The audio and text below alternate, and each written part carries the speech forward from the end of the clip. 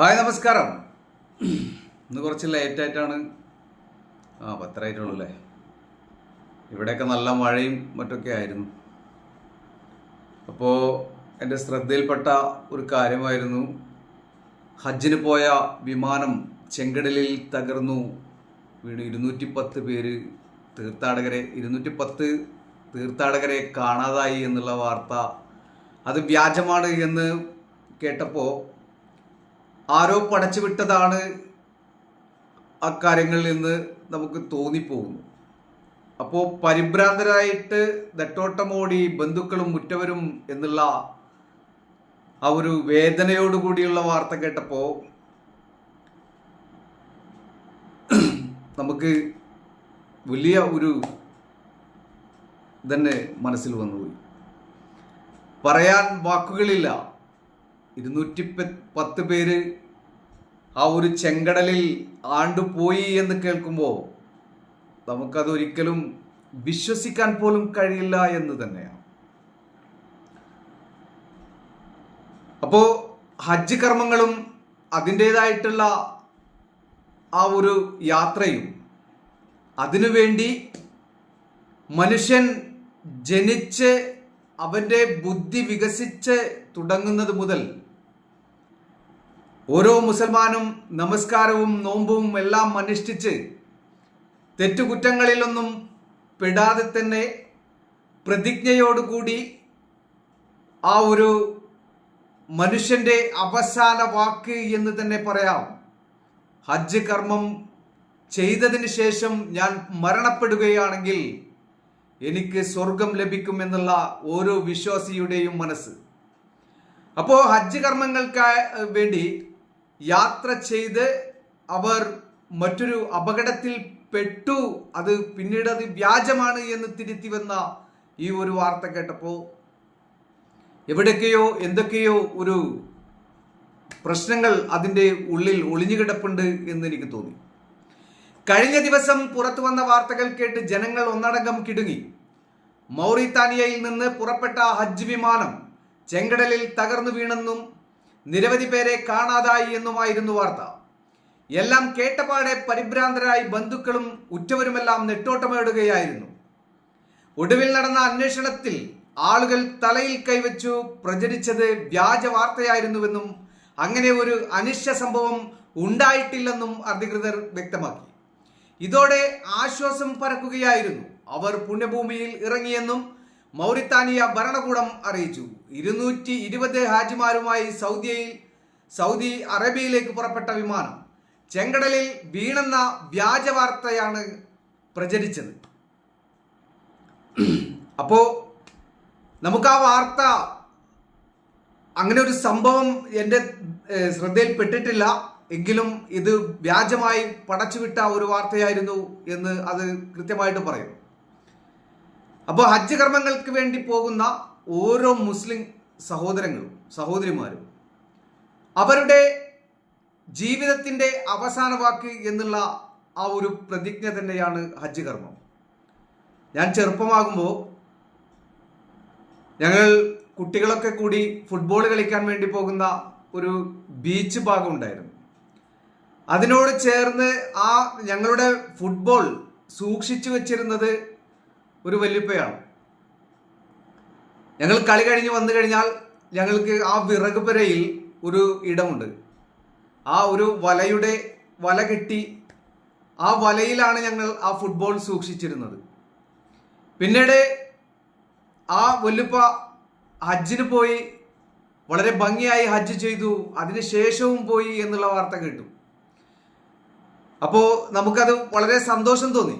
കാരണം ഒരുപാട് കാലം കഷ്ടപ്പെട്ട് പ്രയാസപ്പെട്ട് ജീവിച്ച ആ ഒരു വല്യപ്പയുടെ ആഗ്രഹമായിരുന്നു ഏത് ചെറിയ കുട്ടിയോടും വലിയ ആളുകളോടും ആ ഒരു ജീവിതത്തിൻ്റെ ആ പഴയ കാര്യങ്ങൾ ഷെയർ ചെയ്തിരുന്നതിൽ വലിയ ഒരു പങ്ക് വഹിച്ച ഒരു വ്യക്തി തന്നെയായിരുന്നു. ഇന്ന് ജീവിച്ചിരിപ്പില്ല, മരണപ്പെട്ടു പോയി. അപ്പോൾ എന്നോട് എപ്പോഴും പറയുമായിരുന്നു, നമ്മൾ ജനിച്ചു വളർന്നു. അപ്പം അന്ന് എനിക്ക് ഒരു 18-17 വയസ്സ് ഉള്ളൂ. അപ്പം എന്നോട് എപ്പോഴും പറയും, നിങ്ങളുടെയൊക്കെ നല്ല പ്രായമാണ്. ഈ പ്രായം കളിച്ച് ഉല്ലസിച്ച് നിങ്ങളുടെ ജീവിതം തന്നെ ഇല്ലാതാക്കി കളയുന്ന രൂപത്തിലാവരുത്. എന്തെങ്കിലും തൊഴിലൊക്കെ ചെയ്ത് അതിൽ നിന്ന് കിട്ടുന്ന ആ ഒരു ചെറിയ വരുമാനം അത് കുടുംബത്തിൽ കൊടുത്തില്ലെങ്കിലും വേണ്ടില്ല, നിങ്ങളുടെ കാര്യങ്ങളെങ്കിലും അതുമായിട്ട് മുന്നോട്ട് കൊണ്ടുപോകാൻ നിങ്ങൾക്ക് സാധിക്കും. അങ്ങനെയൊക്കെ ഒരുപാട് ഉപദേശങ്ങളും മറ്റുമൊക്കെ പറഞ്ഞ ആ വല്ലുപ്പ ഹജ്ജിന് പോയി തിരിച്ചു വന്നപ്പോൾ അവിടെ നിന്നും കൊണ്ടുവന്ന വലിയൊരു കാരക്ക, ആ കാരക്കയാണ് എനിക്ക് ആദ്യം നീട്ടിയത്. ഞാൻ വാങ്ങിച്ച് കഴിച്ചു. അത് വളരെ നല്ല ഒരു രുചിയായിരുന്നു ആ കാരക്ക. അതേ കാരക്കയുടെ ആ ഈത്തപ്പഴം പിന്നീട് എനിക്കത് ഒരുപാട് കഴിക്കാൻ ഇടയായി. കാരണം അബുദാബിയിൽ ഉണ്ടായിരുന്ന സമയം അവിടെ ഉണ്ടായിരുന്ന ഒരു അറബി വല്ലുമ്മ, ആ വല്ലുമ്മ വലയിൽ വിരിച്ചുകൊണ്ട്, കുറച്ച് ഉയരത്തിലാണ് വല, ആ വലയിൽ വിരിച്ചുകൊണ്ട് ഇത് വെയിലത്ത് ഉണക്കി എടുക്കുന്ന ആ ഒരു കാഴ്ച കണ്ടു. അപ്പം എനിക്കിഷ്ടപ്പെട്ട ഒരു പഴമാണ്. ആ ഒരു വലിയ പഴം കണ്ടപ്പോൾ ഞാൻ മറ്റ് ആളുകളോടൊക്കെ ചോദിച്ചപ്പോൾ അവർ പറഞ്ഞു, ഈത്തപ്പഴത്തിൽ വളരെ വില കൂടിയ ഒരു ഈത്തപ്പഴമാണത്. അതിൽ നിന്ന് ഒരെണ്ണം എടുത്തപ്പോൾ എന്നോട് ഒരു പാകിസ്ഥാനി ഡ്രൈവർ ഉണ്ടായിരുന്നു അവിടെ. ആ പാകിസ്ഥാനി പറഞ്ഞു, ചോടോ ഭയ്യ മുഷ്കിൽ ഹോ ജായേഗാ എന്ന് പറഞ്ഞു. ഞാൻ പറഞ്ഞു, ക്യാ മുഷ്കിൽ ഹൈ, യേ പൂരാ ഖാനെ കെ ലിയേ हम भी इंसान है, वो भी इंसान है, अभी खाएंगे तो क्या मुश्किल है, कुछ मुश्किल नहीं है, अगर मुश्किल हो जाएगा तो मैं बताएगा मामा को, ऐसा बोला. അങ്ങനെ പറഞ്ഞ് ഞാൻ അതിൽ നിന്നും ഒരു 10-12 കാരക്ക വാരിയെടുത്തു. ആ കാരക്ക വാരിയെടുത്തപ്പോൾ മറ്റ് കൂടെ ഉണ്ടായിരുന്ന ആളുകളും ഇതേപോലെ വാരിയെടുത്തു. പിന്നീട് വെല്ലുമ്മ വിരിച്ച ആ ഈത്തപ്പഴം തന്നെ കാണാണ്ടായി. ചിരിച്ചു ഒരു വിധായി. കാരണം നമ്മുടെ നാട്ടിൽ പണ്ട് ഒരു റിക്ഷയിൽ സഞ്ചരിക്കുന്ന സമയം ആ റിക്ഷക്കാരൻ 2 കിലോ ആപ്പിൾ വാങ്ങിച്ച് അതിൻ്റെ ബാക്കിൽ വെച്ചപ്പോൾ നമ്മുടെ കൂട്ടുകാരനാണ്. അപ്പം മറ്റൊരു കൂട്ടുകാരൻ ഈ ആപ്പിൾ കവർ എടുത്തിട്ട് അതിൽ നിന്നൊരു ആപ്പിൾ എടുത്തു. ആപ്പിൾ എടുത്തപ്പോൾ അവൻ പറഞ്ഞു, അത് വീട്ടിലേക്കുള്ളതാണ്, അത് അവിടെ വെച്ചേക്കെന്ന് പറഞ്ഞു. പിന്നെ കൂട്ടുകാരന്മാരാണല്ലോ, പിന്നെ ഇപ്പോൾ ഒരു ആപ്പിൾ എടുത്തു കഴിഞ്ഞാൽ നിന്റെ വീട്ടിലുള്ളവരൊക്കെ നീ ചത്തുകൊള്ളു എന്ന് പറഞ്ഞിട്ട് ഇതിൽ നിന്നൊരു ആപ്പിൾ എടുത്തു. ഈ ആപ്പിൾ എടുത്തപ്പോൾ ഈ കവറിലുണ്ടായിരുന്ന മൊത്തം ആപ്പിള് ഇതെനിക്ക് വേണ്ടാന്ന് പറഞ്ഞിട്ട് വലിച്ചെറിഞ്ഞു. കൂട്ടുകാരന്മാരല്ലേ, അത് പറക്കെടുത്തു. നിനക്ക് വേണ്ടാന്നുണ്ടെങ്കിൽ പോടാടുന്ന് പറഞ്ഞിട്ട് എല്ലാവരും പറക്കെടുത്തിട്ട് തിന്നു. അതേപോലെ ഈ ഈത്തപ്പഴം ഞങ്ങളും ഈ അറബി വല്ലുമ്മ ഉണക്കാൻ വേണ്ടി വെച്ചത് ഞങ്ങളെല്ലാവരും ഭക്ഷിച്ചു എന്നുള്ളതാണ്.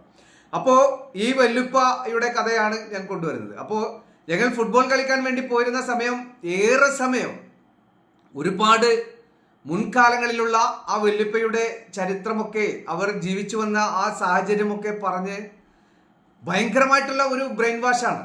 ബ്രെയിൻ വാഷ് മറ്റൊന്നുമല്ല, അതായത് ജീവിതം വെറുതെ വേസ്റ്റാക്കി കളയരുത്. ഇപ്പോൾ നിങ്ങൾ ജോലി ചെയ്ത് അതുമായിട്ട് മുന്നോട്ട് വന്നു കഴിഞ്ഞാൽ ഭാവിയിൽ നിങ്ങൾക്ക് യാതൊരുവിധ ആകുലതയുമില്ലാതെ ജീവിക്കാൻ നിങ്ങൾക്ക് കഴിയും. ഒരാളും നിങ്ങളെ കൈപിടിച്ച് കാണിച്ചു തരേണ്ട ആവശ്യം വരില്ല. അതുപോലെ തന്നെ നിങ്ങൾക്ക് ഭക്ഷിക്കാൻ പോലും ഭക്ഷണമില്ലാതെ വന്ന് നിങ്ങളെ തള്ളിയകറ്റാനും നിങ്ങളുടെ നേർക്ക് ആരും വരില്ല എന്നൊക്കെ പറഞ്ഞിട്ടാണ് ഉപദേശം. ഞാൻ അതൊക്കെ വളരെ സാധാരണ രീതിയിൽ നാടൻ ഭാഷയിൽ പറയും, കുറിക്ക് കൊള്ളുന്ന രൂപത്തിൽ അത് ഉൾക്കൊണ്ടു ഞാൻ ആ വാക്കുകളൊക്കെ. അപ്പൊ എപ്പോഴും പിന്നീടുള്ള ആ ഒരു കാലഘട്ടം, ഈ കാലഘട്ടം വരെ ഹജ്ജ് കർമ്മങ്ങളിൽ ഏർപ്പെടുന്ന ആളുകളെ കുറിച്ച് ചിന്തിക്കുമ്പോൾ എനിക്ക് ആദ്യം എൻ്റെ മനസ്സിൽ ഓടി വരുന്ന ഒരേ ഒരു മുഖം ആ വല്ലുപ്പയുടെ ആ ഒരു മുഖമാണ്. കാരണം ഹജ്ജ് കർമ്മം ചെയ്തു വന്ന് ആദ്യം ആ വന്ന സമയം തന്നെ എനിക്കായി മാറ്റിവെച്ച ആ ഒരു കാരക്കയാണ് എന്നെ